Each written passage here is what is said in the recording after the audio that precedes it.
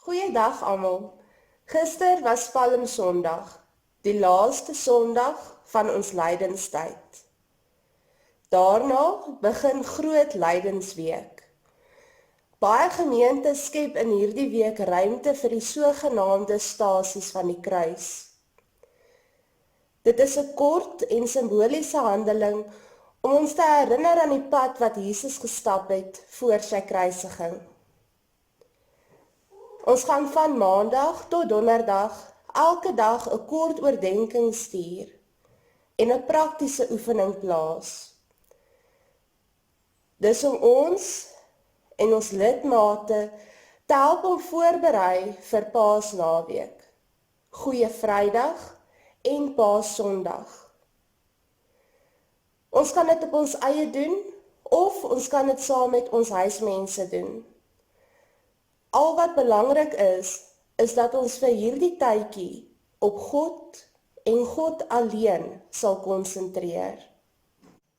Vir vandag se oefening het ons net 'n houertjie waterlose handseep nodig. As u nie daarvan het nie, dan kan die oefening net so goed werk met gewone seep en dalk 'n nat lappie of bietjie water. Maak net doodseker dat u lekker gemaklik sit. Haal diep asem, ontspan en dan bid ek vir ons. Here Jesus, ons verlosser, opgestane Here, ons bid dat u ons nou sal seën met die rustigheid om nou uit u woord uit te lees.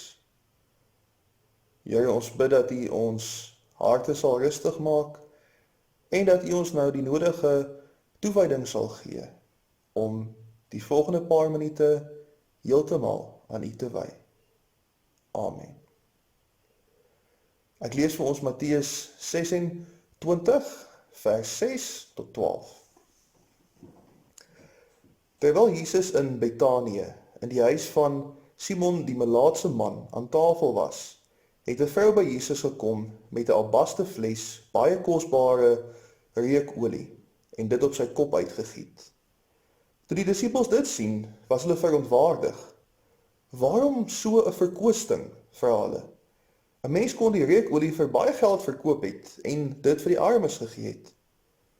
Jesus het dit gemerk en vir hulle gesê: "Waarom maak julle dit vir die vrou moeilik?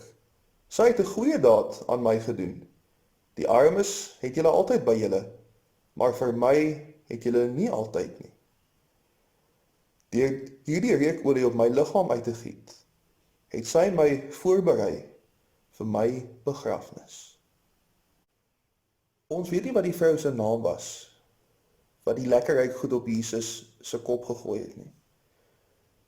Soos wat ons ook nie haar naam weet nie, weet ons ook nie haar bedoelings daarachter nie. In 'n tyd wat net om te bad 'n skaarste was lekkerryk goed ongelooflik duur. Een moontlikheid is dat sy dalk gedink het sy is besig om die volgende koning te salf. As ons die lyn van Matteus 21 volg, Jesus op 'n donkie, dan het die mense van Jerusalem 'n generaal verwag. Hulle was vas oortuig, Jesus gaan die Romeine met militêre mag 'n goeie afstof gee. As die olie op die kop gebruik is, dan is dit dikwels 'n teken van komende koningskap. Ons dink byvoorbeeld aan Samuel in die Ou Testament, wat vir Saul en vir Dawid gesalf het tot koning van Israel. Dit was heel moontlik het die dame se bedoeling gewees. Sy was besig om vir Jesus te vereer as 'n koning en as 'n vegter. Jesus het haar waarskynlik verras toe hy gesê het, sy berei my voor vir my begrafnis. Een van die min kere wat almal in Matteus se tyd lekker geruik het, was net nadat hulle begrawe sou word. Hulle het nie lijkhuise gehad nie, en hulle vermoë om vir liggame te sorg, was maar beperk gewees. Volgens Matteus het Jesus geweet, hy gaan gekruisig word oor 'n paar dae. Maar sy krag kom nie van die ondersteuning van mense nie. Dit kom uit wie hy is, seun van God en self God. Sy teiken was nie die gouverneur Pilatus of selfs die Romeinse keiser nie. Dit was die mag van die dood.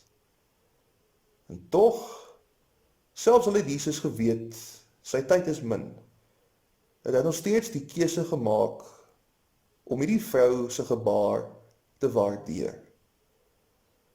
Die verwerping van mense wat hom eers geloof het en daarna oorgelewer het, moes ongelooflik gewees het.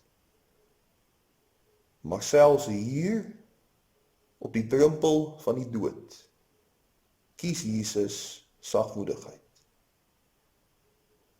Nou is dit tyd vir ons oefening. Vat 'n bietjie van die handseep en sit 'n klein bietjie op jou hande. Wryf dit en ruik hoe skoon dit ruik op jou vel. Neem 'n oomblik om te dink aan die vrou van Matteus 26 se kragtige gebaar. Aan die een kant wys die lekker ryk olie na Jesus wat as magtige koning die mag van die bose vir ewig oorwin. Aan die ander kant verwys dit ook na 'n man wat onmenslike verwerping, pyn en die dood deur moes maak. Neem 'n paar oomblikke en bid tot hierdie Jesus. Sê vir hom dankie vir sy liefde en ook vir die hoop wat hy bring in die lewe van gewone mense. Kom ons bid saam nadat ons geleentheid gegee het vir stil gebed.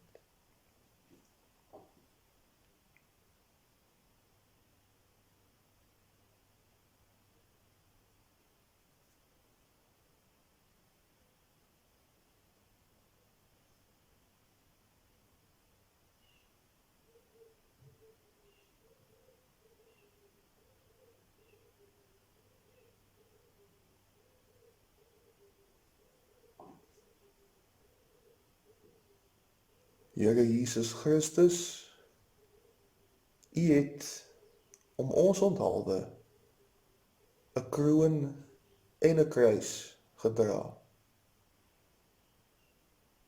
Here, ons weet dat sonder U bereidheid om ons te kom help, sou ons verlore gewees het.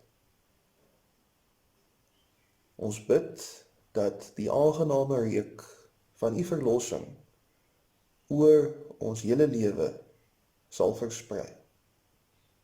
Amen.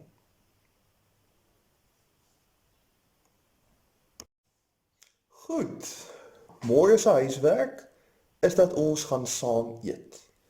Jy of iemand in jou huis, maak ietsie wat jy van hou om te eet. As jy kans sien, kan jy ook die resep probeer vir die ongesuurde brood. Ons gaan later die resep vandag uitstuur. Vrede en veiligheid vir elkeen van julle.